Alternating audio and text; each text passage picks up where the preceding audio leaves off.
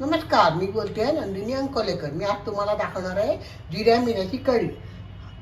चला तर बघूया आपण त्याच्यासाठी काय काय साहित्य लागतं ते. जिरे मिरे कढी करण्यासाठी लागणारं साहित्य हे पाऊण टीस्पून मी जिरा घेतलेला आहे, 10 मिरी घेतलेल्या आहे, तळलेला 2 ते 3 सुक्या मिरच्या घेतल्या आहेत, जराशा तेलामध्ये मी परतून घेतले आहे. 1 ते 1.5 वाटी ताजं ओलं खोबरं घेतलं आहे. 2 ते 3 टेबलस्पून आपल्याला चिंचेचा कोळ लागेल. 1 टेबलस्पून मी तांदळाचं पीठ घेतलं आहे. तांदळाचं पीठ नसेल तर कॉर्नफ्लॉवर वापरलं तरी चालेल. चवीनुसार मीठ, 1 टीस्पून साखर घेतलेली आहे, 1 टीस्पून राई फोडणीसाठी आणि कढीपत्त्याची 4-5 पानं.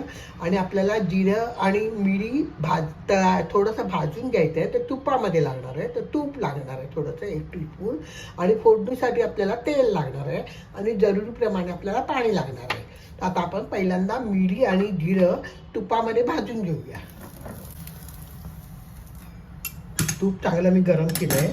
आता त्याच्यामध्ये मी जिरं टाकते आणि मिरी टाकते.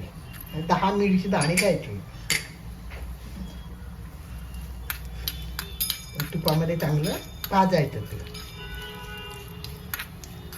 परत गरम केलं आणि तूप आणि जिरं आणि मिरी भाजून घेतलेले आहे. आता हे थोडा वेळ आपण बाजूला ठेवूया. आता आपल्याला एक वाटण करायचं आहे. वाटणासाठी आपल्याला ओलं खोबरं घ्यायचं आहे. हे ओलं खोबरं मिक्सरच्या भांड्यात टाकते मी.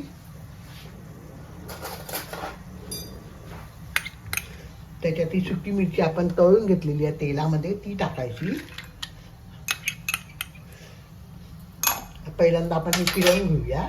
मी वाटून घेतलेली आहे. आता त्याच्यामध्ये आपण हे भाजलेलं तुपात भाजलेलं जिरं आणि मिरी टाकायची.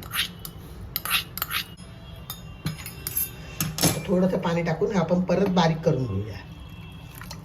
त्यामध्ये मी चिंचेचा कोळ घालते आहे.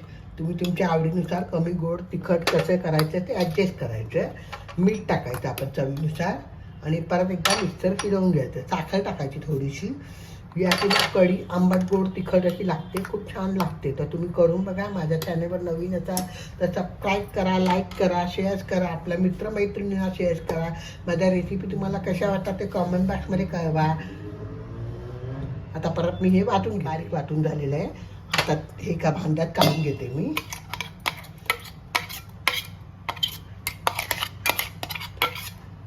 आणि आपल्याला पाहिजे तेवढं ॲडजस्ट पाणी करायचं. पातळ किती पाहिजे आपल्याला कढी तेवढं पाणी ॲडजस्ट करायचं. हे मिक्सरमधलं पाणी काढून मी ह्याच्यात टाकते. साधारणपणे अजून 1 कप तरी पाणी लागेल मला. हे बाजूला ठेवूया आणि आपण तांदळाच्या पिठामध्ये थोडंसं पाणी टाकून त्याची पेस्ट करून ती मिक्स करायची आहे त्याच्यामध्ये. कॉर्नफ्लॉवर टाकलं तरी चालेल, तुम्ही तांदळाचं पीठ टाकलं तरी चालेल.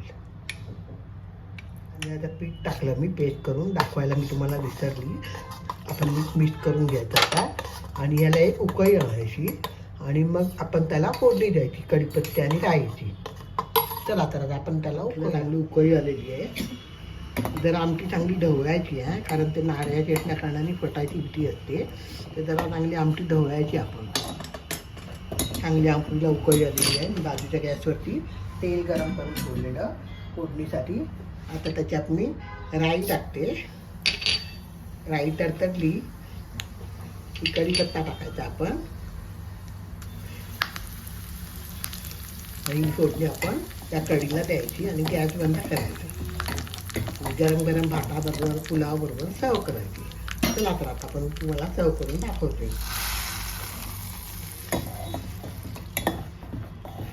नीट मिक्स केली तर भाताबरोबर सर्व करूया. गरमागरम भाताबरोबर ही जिऱ्या मिऱ्याची कढी.